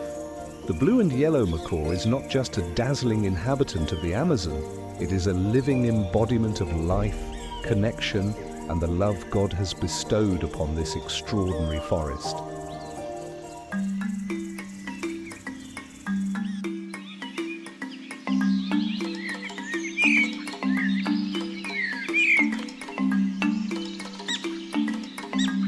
High in the towering canopies of the Amazon rainforest, where sunlight barely filters through the dense foliage, a remarkable creature appears, the toucan. With its vibrant plumage and unique beak, it seems as though God has imbued this bird with a touch of his own magic. The toucan, scientifically known as Ramphastos toko, is more than just a bird. It is a symbol of nature's incredible creativity. Measuring up to 60 centimeters in length, with a nearly 20 centimeters long beak, and a striking combination of glossy black feathers accented by white and orange hues, the toucan is a jewel in the paradise of the Amazon. But its beauty is not merely for show, it is a perfect fusion of form and function. The toucan's iconic beak is more than a tool for foraging. It serves as a key to access fruits in hard-to-reach places where other birds cannot go. In his infinite wisdom, God also granted this beak the ability to act as a defense against predators and even help regulate the bird's body temperature, ensuring its survival in the challenging tropical environment. But the toucan does not live for itself alone. It is one of the gardeners of the Amazon. As it consumes fruit, it swallows the seeds whole and disperses them throughout the forest via its droppings. Studies have shown that toucans can spread seeds over distances of 10 to 20 kilometers, contributing to the regeneration and growth of the Amazon's lush vegetation.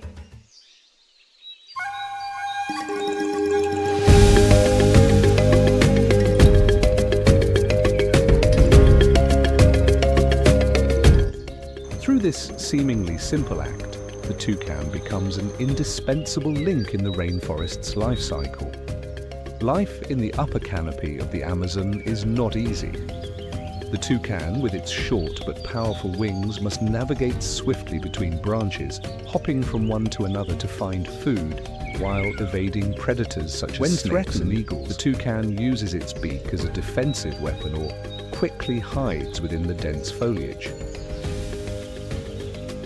What makes the toucan truly special is not just its intelligence or survival skills, but its strong social connections. They live in small groups, typically ranging from 6 to 12 individuals, where each member looks out for the others. In times of scarcity, they share what they have, a beautiful display of compassion and unity, as if God intended them to teach humanity a lesson in kindness and generosity. For the indigenous people of the Amazon, the toucan is a symbol of prosperity and vitality. Its radiant feathers feature prominently in traditional ceremonies representing harmony with nature. The toucan is not merely a resident of the Amazon, it is its living spirit, a testament to the balance and beauty that God has bestowed upon this magnificent rainforest.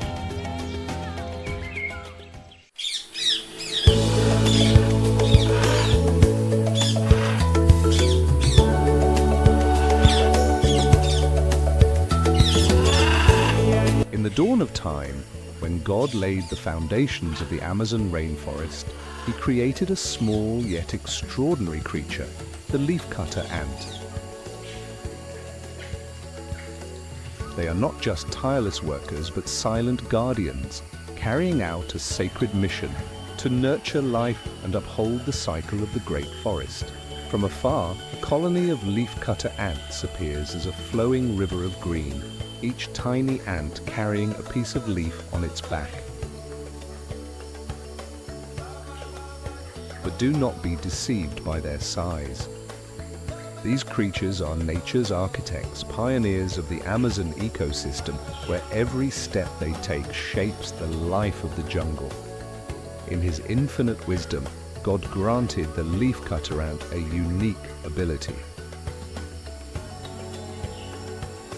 With their sharp mandibles, they cut leaves far larger than themselves, carrying them back to their nests to cultivate a special fungus, their primary food source. This is not just survival, it is advanced agriculture, a marvel that only nature could conceive. The leaves, once processed by the ants, not only feed the fungus but also enrich the soil, returning nutrients to the forest floor. God intricately wove every thread of this life cycle together, and the leafcutter ant serves as the heartbeat of the Amazon ecosystem.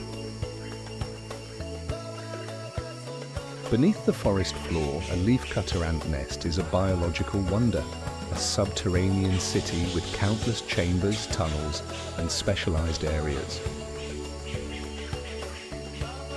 Millions of ants live and work in perfect harmony. Every worker, soldier, and fungus tender understands its role within the colony. None are left behind, none stand idle. It is a profound lesson in unity and responsibility that God offers to all of us. Imagine a stream of leafcutter ants moving tirelessly through the forest. The green fragments they carry resemble tiny victory flags, symbols of their perseverance and strength.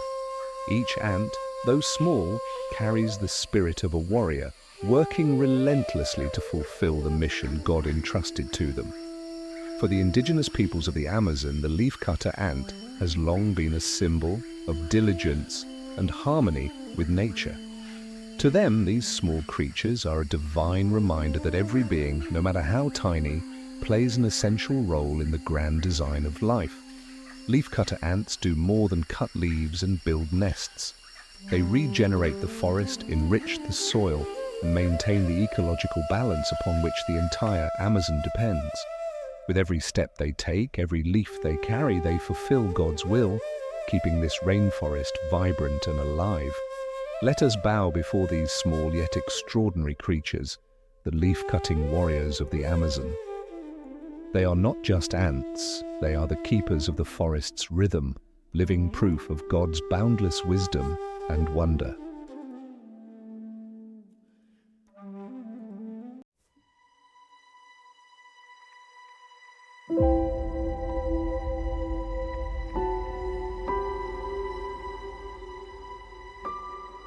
Amid the towering treetops of the Amazon rainforest, where time seems to stand still and sunlight gently filters through lush green leaves, a creature moves with deliberate slowness, as if unbothered by haste.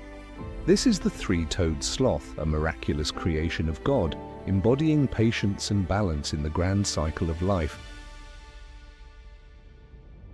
Within this magnificent forest, scientifically known as Bradypus variegatus, the three-toed sloth is one of the Amazon's oldest and most enigmatic residents. Over millions of years, it has evolved to perfectly adapt to the high canopy of the forest, where it finds safety, sustenance, and an ideal space to thrive. Cloaked in greenish-grey fur, often harboring algae, the sloth not only blends seamlessly into its surroundings, but also creates a micro-ecosystem on its own body, home to countless microorganisms and tiny insects. The three-toed sloth lives a life of extraordinary slowness, moving at a speed of just 0.24 kilometers per hour, a survival strategy optimized for conserving energy. While other animals flee predators in haste, the sloth chooses to live quietly, perfectly camouflaged, avoiding attention altogether. This deliberate slowness is not just a means of survival, it symbolizes harmony with nature, utilizing the forest's offerings without competition or destruction. The leaves the sloth eats daily may not be nutrient-rich, but in his infinite wisdom, God gifted the sloth with a unique digestive system. Its multi-chambered stomach allows it to break down large amounts of cellulose from the leaves, a process that can take 5 to 7 days to complete. Through this remarkable evolution, the sloth thrives on a modest diet, maintaining its resilience in the challenging rainforest environment. The sloth descends to the ground only once a week, a perilous journey as on land, it becomes vulnerable to predators like the harpy eagle or jaguar. Yet even in these moments of vulnerability, the sloth moves with a calm grace, as if aware that every step aligns with the divine plan God has laid out for it. Despite its slow demeanor, the three-toed sloth plays a vital role in the Amazon's life cycle. By feeding on leaves, it helps regulate vegetation growth while also serving as a crucial food source for predators, maintaining the delicate balance of the ecosystem. Within its greenish-grey fur, where algae grow and insects dwell, the sloth fosters a miniature habitat symbolizing the interconnectedness God has imbued in all of nature. The sloth does not rush, does not compete. It exists as a gentle reminder that in slowness and stillness, true harmony with nature can be found. The indigenous people of the Amazon have long revered the three-toed sloth as a symbol of balance and wisdom, a creature embodying a slow but steadfast rhythm of life, enduring the trials of time.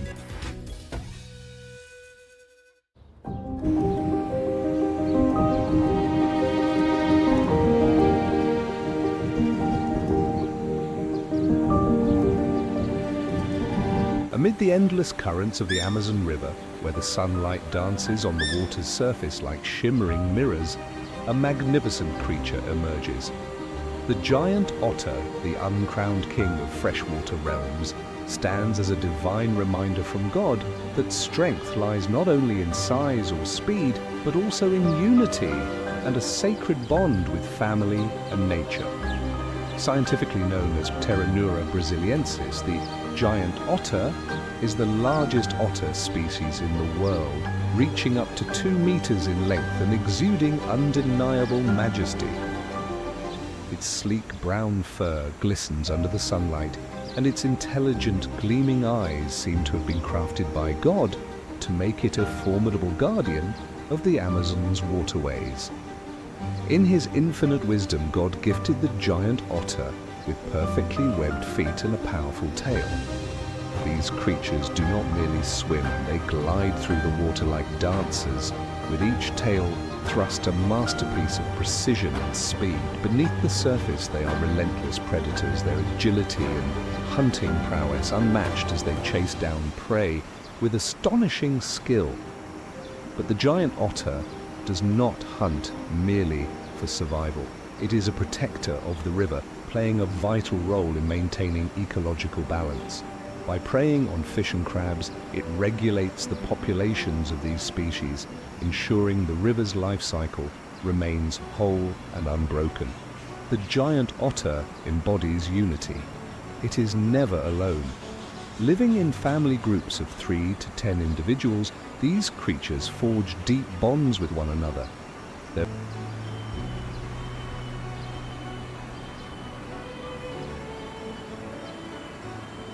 vocal calls are not just a means of communication, they are symphonies of love. Vanish without a sound. An elephant snaps an acacia branch. A buffalo stamps the earth. Far off, a rhino slips through the shade. At the center of it all, the migration. A river of flesh and bone, following the rain, going and returning, loss and renewal. Wildlife does not promise safety. It promises meaning. And the Masai Mara is where that meaning is written. In shadow, speed, and endurance.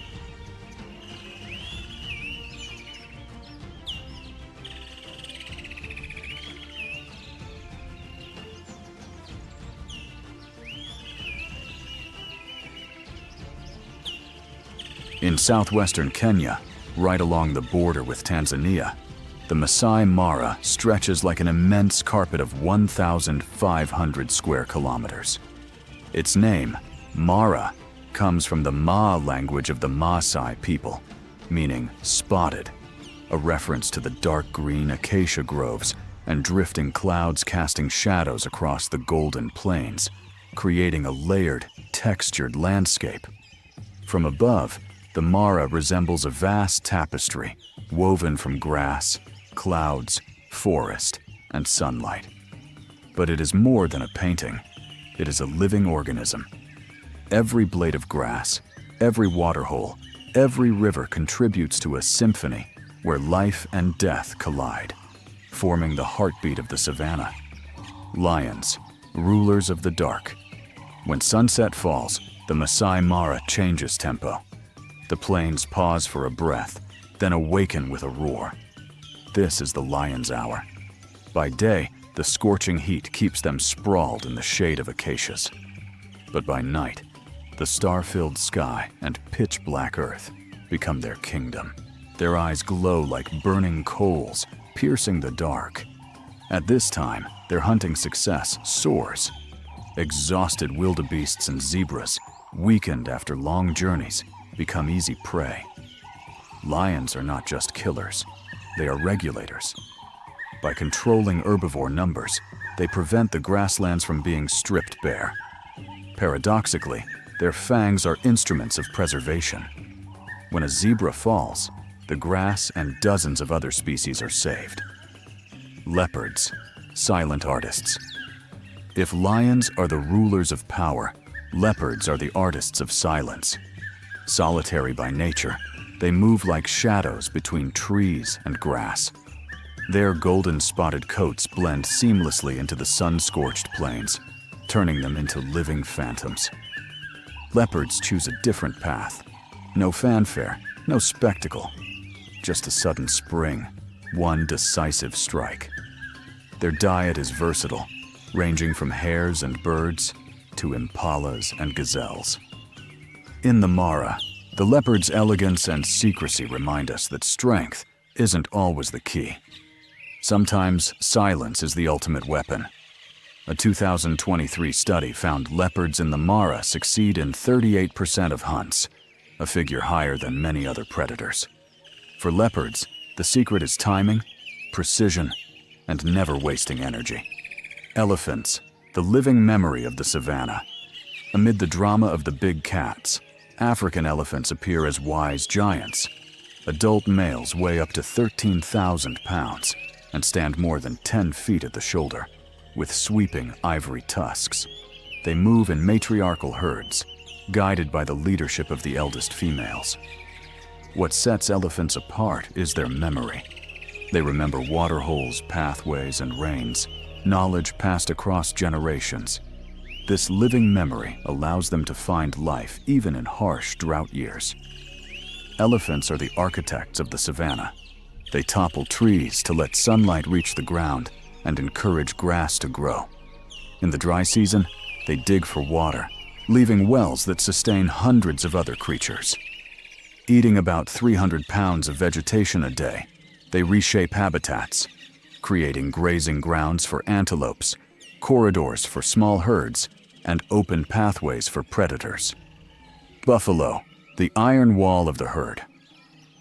African buffalo, one of the big five, embody the strength of unity.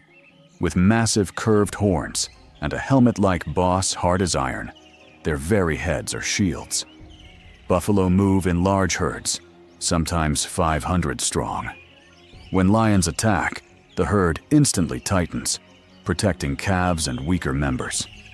But they don't just defend, they strike back.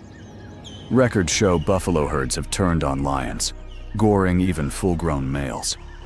A 2023 field study revealed lions' success against large buffalo herds is only 10 to 15%. In the Mara's survival game, buffalo are not simply prey, they are predators' nightmares. Rhinos, the fragile shadows. Among the big five, black rhinos in the Mara are the most endangered. Weighing 1,800 to 3,000 pounds, solitary, wary, and sometimes aggressive, they should be untouchable. Yet their horns, up to 5 feet long, make them prime targets for poachers. According to the Kenya Wildlife Service in 2023, only about 30 to 40 black rhinos remain here. Patrol teams guard them day and night. If the rhino disappears, the big five will be broken, and the Mara will lose a piece of its soul. The Mara River, border of life and death. The Mara River is the stage of the migration's most dramatic act. From July to October, millions of wildebeests, zebras, and gazelles pour into its turbulent waters. Beneath the surface, Nile crocodiles up to 20 feet long, with bites of 3,700 psi, lie in ambush. On the banks, lions and hyenas wait. As the herds plunge in, the water erupts into foam, and cries echo across the valley. In minutes, the river becomes a battlefield drenched in red. Every leap into the current is a gamble. To cross is to live and reach green grass. To stumble is to become a feast for death. The Maasai people, soul of the land. The Maasai Mara is not only about wildlife, it is also the homeland of the Maasai, a semi-nomadic people bound to this land for centuries.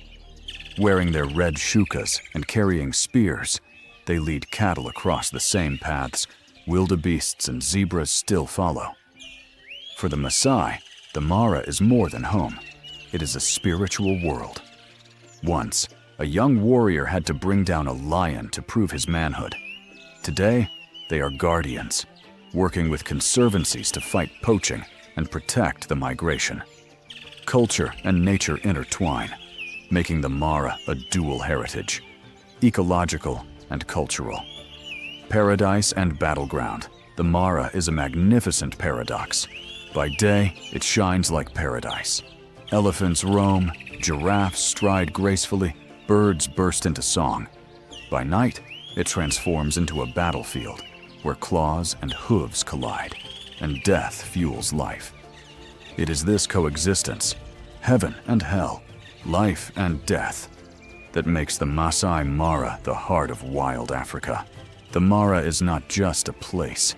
It is an epic where every drop of blood feeds renewal, and every roar, cry, and thunder of hooves writes the endless symphony of nature.